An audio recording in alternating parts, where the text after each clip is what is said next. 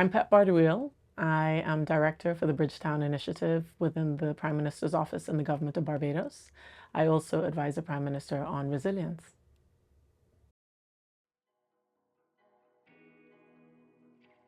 When I was a kid, I was, and actually still am, absolutely fascinated by minerals and gems, stones of all shapes and sizes.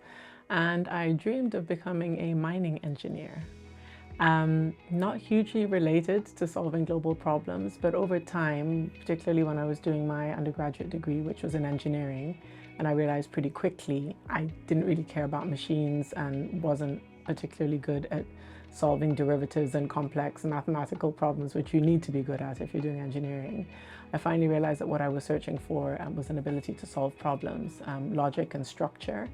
And I think probably in my early 20s, perhaps with my first job with the United Nations Development Program, I was super young, out of my master's degree. I realized that what I did care about was environmental issues. I started working on energy, even though my passion prior to that had been water, and got into the climate space pretty early on. That was in the early 90s, and started to think about applying problem solving to big issues in the space of sustainable development.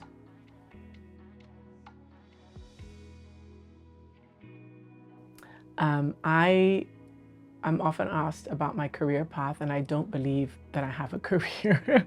I believe that I have had incredible luck to stumble upon people from my first role with UNDP, where I was taken on as this brand new, master's graduate who didn't really know much about the world I was working in. And from there, have just been lucky enough to be either taken under the wing of people or found roles by chance, by luck, and sometimes by sheer stupidity, not really knowing what I was doing. So the journey was quite simple and in some ways a little bit convoluted. I finished my master's degree and was working in New York with the United Nations for a year with a professor by the name of Thomas B. Johansson, who is Swedish, and talked to him about what it was that I really wanted to do. And he said, I think you should go and do your PhD at his former university department in Sweden. I'd actually had exposure to that university while I was doing my master's. I'd done a little bit of a sort of 3-month stint in Sweden, so I decided to go do my PhD there. And at some point towards the latter part of my PhD, I was chatting with some friends, and they said, "Oh, did you hear about this girl? I won't state her name, but she's got this job at McKinsey." And I was like, "Oh, what's the big deal about McKinsey?" And they said, "Oh my God, you don't know McKinsey? It's this huge management consulting firm, a hugely desirable employer. Everyone wants to work there from this engineering university."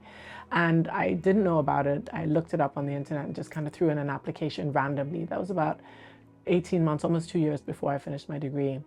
And I got a call from them immediately, within a week, and they're like, "Look, come for an interview." So I showed up there in a pair of jeans and a t-shirt pretty much, hadn't prepared, and went through this problem-solving exercise with them where they ask you random questions about, how many toothpicks are used around the world every year, and you kind of have to problem solve. And then I heard from them about a week later, and they said, "Come for a second interview." And then they said, "Look, why is it that you want to work here? Because you have an unusual profile." And I said, "I actually care about solving problems, and I think the best way to do that is to infiltrate the private sector. And you guys work for private companies, and so I want to get the insider story and the scoop, and that way I can figure things out." And they're like, "Sure, okay." And then I got an acceptance letter. So it's a little bit of an accident, but also something that really fit with what it was that I cared about, which is untangling complex issues. Took a role with McKinsey and did some really interesting work, and then realized that actually what I wanted to come back to, which is deeply influenced by my mother, who's a development economist, was economic development and working in the poorest countries. I grew up in Zambia in Southern Africa and had exposure to Southern Africa, to parts of Asia, to parts of the Caribbean, and so applied to the World Bank, to the Young Professionals Program. And within the World Bank Young Professionals Program, I got access to incredible experiences, exposure in countries like Yemen, Djibouti, Pakistan, Senegal, around the world, and kind of took that McKinsey problem-solving mindset that I'd learned to those countries.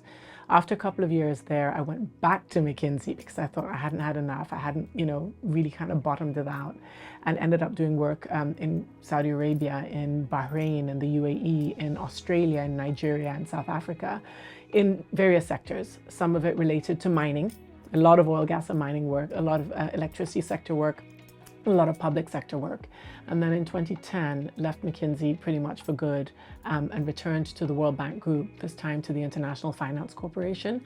And the International Finance Corporation focuses on the private sector. So what large corporations and investments in companies can do for international development, and that felt like a better fit.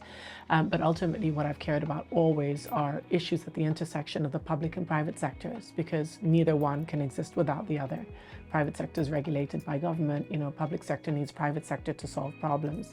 At the intersection of developed and developing countries, how do we transfer technology? How do we make sure that developing countries are not being exploited by developed countries? And at the intersection of policy and delivery. So you have policies, have regulations that are made by decision makers in government, but sometimes that doesn't really connect to what needs to happen on the ground. So how do you make sure that you're actually implementing all these great ideas that you have? So a little bit of a convoluted way of kind of landing where I am now. In 2017, Hurricane Maria, a Category 5 storm, passed through the island of Dominica, which is where I'm from.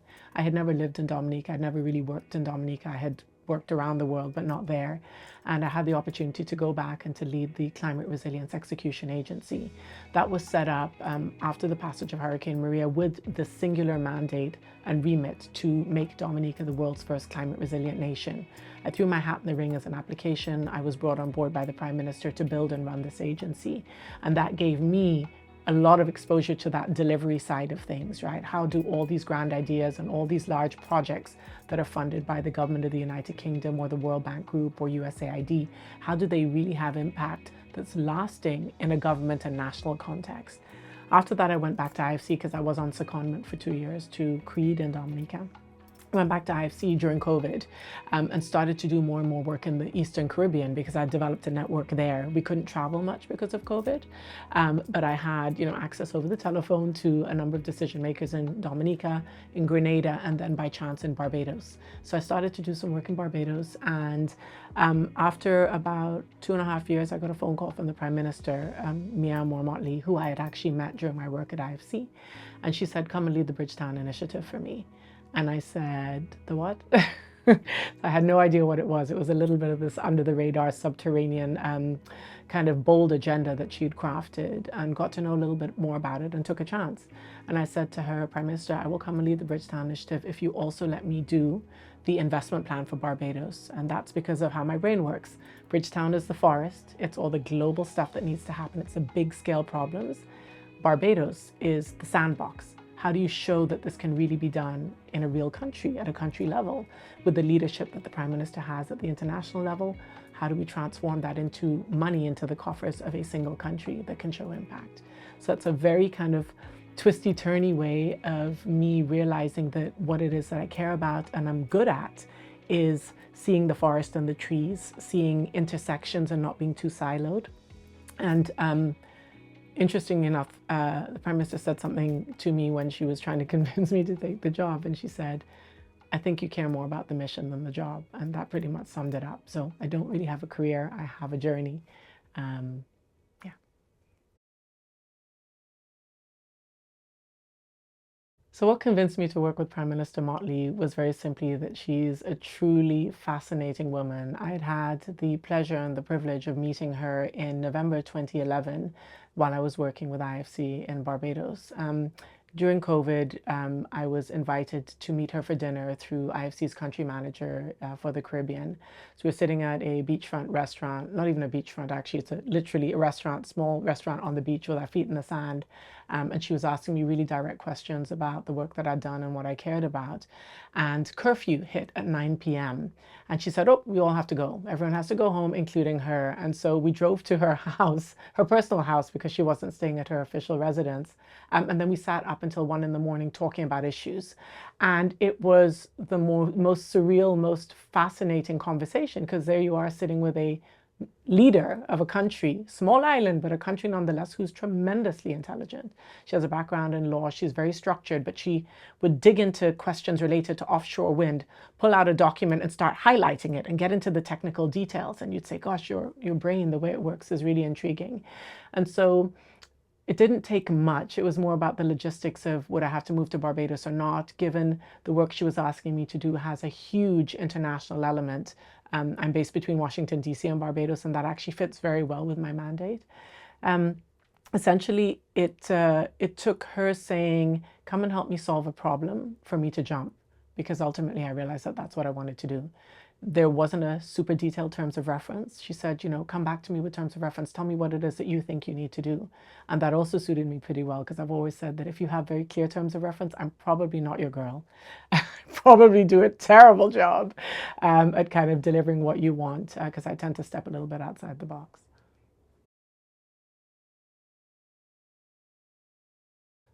Why do I do this every day?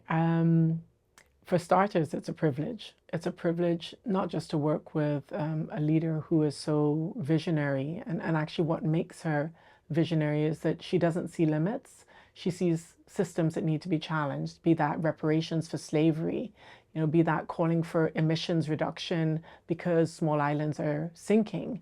And so she doesn't limit herself to what is politically expedient or what's acceptable on a global stage. And that's very much how I was raised. I was raised to challenge, and so I see myself as following a little bit in the journey that she has at this point in time.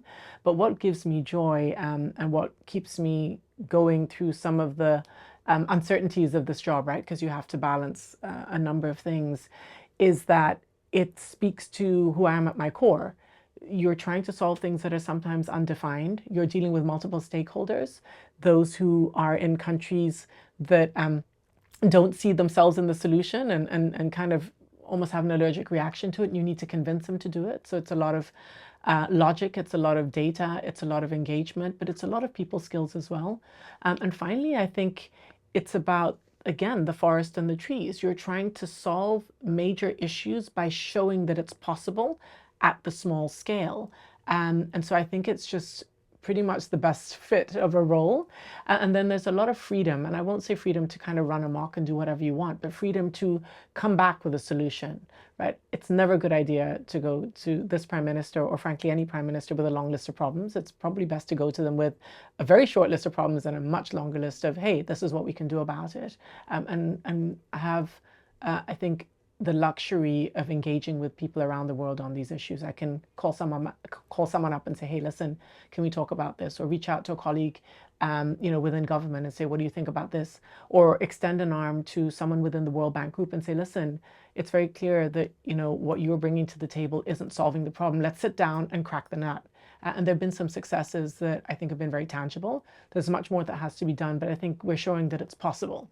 We're showing that a system that was built in the 1940s, actually 1945, after the Second World War, designed to help bring countries like Germany, back to their feet through the Marshall Plan. That system doesn't quite fit the world today. In 1945, half of the world, more than half of the world, was under some sort of colonial mastership, be it the UK or France or Spain. And in the 60s, many developing countries got their independence. They got on their own feet and they started to lead with their own visions. So a development finance institution or system that was designed for 70 years ago, 80 years ago even, needs to be reformed. And I think the opportunity to do that by chipping away, as well as by proposing bold solutions, is what I have every day, which, as I said, is just it's an amazing role.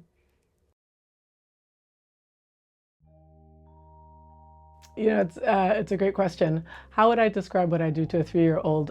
My 9-year-old twins often ask me, Mama, what do you do all day? You're on the phone or on a computer. I mean, what is that? How is that tangible? How is that real? What I do is I talk to people who care about issues that are important. It's primarily related to the planet, but it's also related to dignity. How do people get clean water? How do they have enough food in their stomachs? How do they have good jobs, good roads, electricity that comes on, with consistency, water in the taps when they turn it on? And I try to help solve those problems by figuring out how we're going to create a roadmap to get from A to B, and how we're going to finance that. Where are we going to get the money from?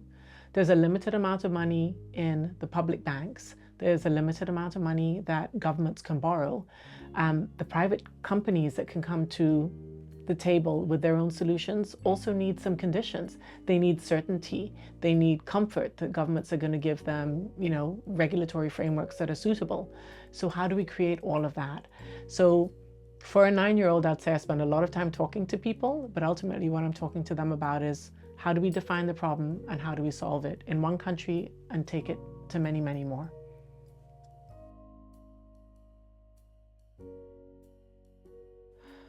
What is the one message? There are many, many messages.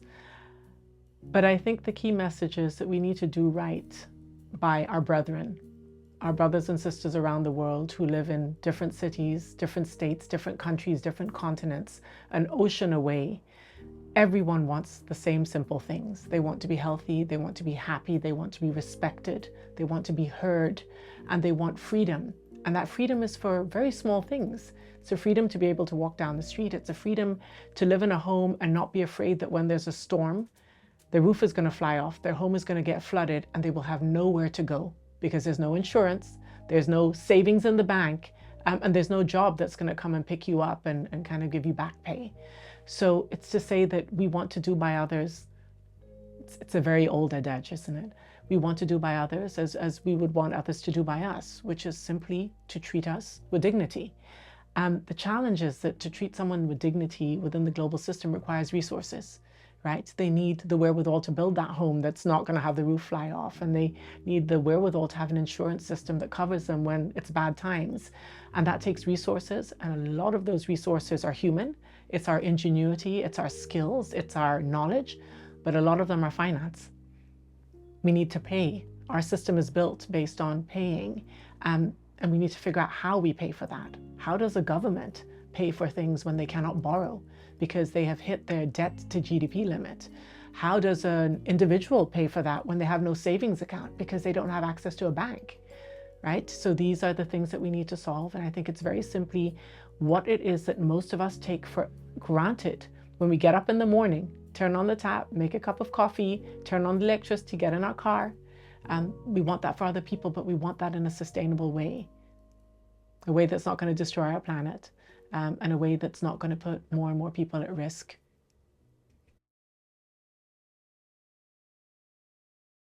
How can individuals help? How do we make a difference? Well, I think for starters, we have to look at ourselves, right? So we can ask, how do I help you? But I guess the question is, how are we all part of the solution? I think we have to begin by looking, when we look at resilience more broadly, it's resilience on a global level. We need to address the climate mitigation challenge.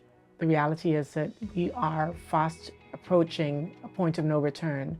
Last year, we bypassed the 1.5 degree Celsius critical level on average during the year. If we continue to do that, the effects are going to be unfathomable. So we need to start by looking at our own behaviors. What are we consuming? How much are we traveling? Are we thinking about our emissions so that collectively we can bring down carbon levels in the atmosphere? So that's the starting point. That's on the mitigation side. On the adaptation side, we absolutely have to think about what we're building, where we're building it, how we're building it in the countries places that we control. We should not have beachfront properties that, are a meter away from the ocean and are going to then get flooded because on average, and this actually came up in a conversation I had today, what you and I are paying for insurance is an average of the insurance costs and the risks of flooding, of storms, of all sorts of other catastrophes around the world or around a country. So we're averaging out those costs. The more people take risk, the more the costs of insurance are going to go up on average, the more it's going to become harder for insurance companies to insure even marginally risky properties, right? Because their business model doesn't work. So I think we have to look at mitigation, emissions, adaptation, what we do, where we build, how we build, why we're building what we're building. That's one part of it. But I think on a more kind of campaign level, I think we really have to push our politicians, our decision makers to put their money where their mouths are. If we look, for example, at the World Bank Group has a number of lending windows. A really important one is IDA, or the International Development Association. IDA lends money to the poorest countries, the least developed countries, and the terms on which it lends is considered very concessional, highly concessional, which means that you essentially get a pot of money, and it has to be paid back over time, but without interest. The IDA window is hugely important because the World Bank can go to international financial markets and leverage. So for every $1 that the US or the UK or France or Germany puts into IDA, they can leverage it 4 times and come back with $5, which means that every $1 results in $5 that can go to developing countries to address mitigation, but most importantly, adaptation. IDA needs to be replenished. It's replenished on a 3-yearly basis, which means that we're up for replenishment this year. The World Bank Group needs about $100 billion to replenish IDA, and it's struggling to get those resources. If we don't get those resources, some of the most critical problems, issues that are addressed in developing countries don't get addressed. The Sustainable Development Goals, which are, the right to safe places to live, the right to, clean energy systems, the right to clean water, they don't get achieved. And so what we need to do is make sure our politicians in each and every one of our countries, particularly in the G7 and G20 countries, understand the importance of funding development. It is impossible to decouple the development, the sustainable development, particularly of our poorer countries, brethren around the world in poorer countries, from the climate crisis. The poorer you are, the more impacted you are by storms, by floods, even by earthquakes, which have nothing to do with the climate, right? And the more impacted you are, the more unstable your country becomes. We talk about climate refugees. We're seeing people move from south to north. But above all, we talk about human suffering. And that human suffering has a knock-on effect. We cannot sit in a world where people are suffering in one part of the world and live our happy, merry, party-going lives in other parts. So I would say that let's look at ourselves as global citizens. We are but a small speck on a large planet with many other small specks, but we're interlinked and we're intertwined. I mentioned it earlier, we need to do by others as we would, want to live our own lives. So we need to treat others with care. But that means that we have to shake down our politicians and those decision makers who hold the purses to bring the resources to the table. It may be that we need to introduce levies on aviation emissions or shipping emissions or financial transactions to create enough resources to address key issues. And this is really important, we need to put in a lot more money into loss and damage. When Hurricane Maria passed through Dominica, overnight, the country lost 226% of its gross domestic product. That was $1.2 billion, which isn't a huge amount of money, but Dominica is a small island of between 60 and 70,000 people. Pakistan was devastated by floods almost 2 years ago. 30 million people were flooded. 30 million people. Those floods were a direct result of melting glaciers. I am pretty sure that the average person in Pakistan had absolutely nothing to do with the climate change that's resulted in their glaciers melting. The losses and damages that I mentioned for Dominica is $1.2 billion. The current global loss and damage fund has $300 million in the coffers. $300 million. When overnight in a country of 70,000 people, you can lose 1.2 billion. What are the losses and damages of a country like Pakistan? What are the losses and damages in Bangladesh? What are the losses and damages on the east coast of the US after, Hurricane Sandy, right? So damages are very, very high, and we're not putting enough resources in to shore up the economies of countries that are devastated by them.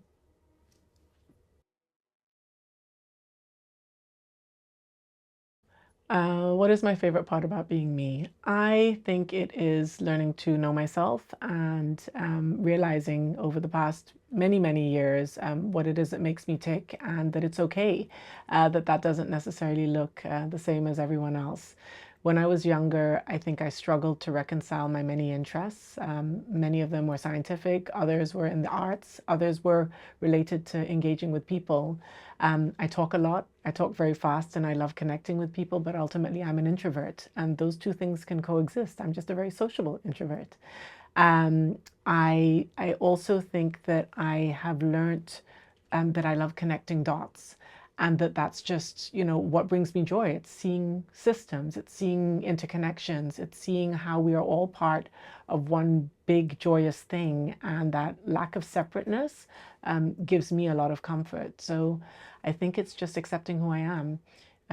I used to be told that I was a generalist, as if that was a dirty word, like, oh my goodness, so you're a generalist. And what I've actually learned is that, yeah, I have lots of interests and I have some spikes. And someone actually came up to me once and said, "You're not a generalist, you're a Renaissance woman." And I was like, "Ah." That was before it became cool with Beyonce. But yeah, that makes me feel like it's okay to not necessarily fall neatly into one bucket or stay within the lines. And also that there's just so much to learn. There's so much to learn, and I'm curious and I care, and that's good.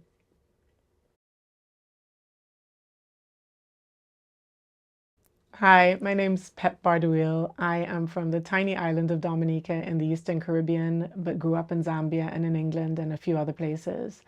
At heart, I'm a global soul, but with deep, deep, deep roots in developing countries. I care about solving big issues at the intersection of climate and sustainable development, of people and planet, of global and micro, of policy and delivery. I care about getting development, international development, and the development finance space right. And I'm deeply grateful to have the opportunity to work with Prime Minister the Honourable Mia Motley of Barbados as the director of the Bridgetown Initiative and her special advisor on resilience.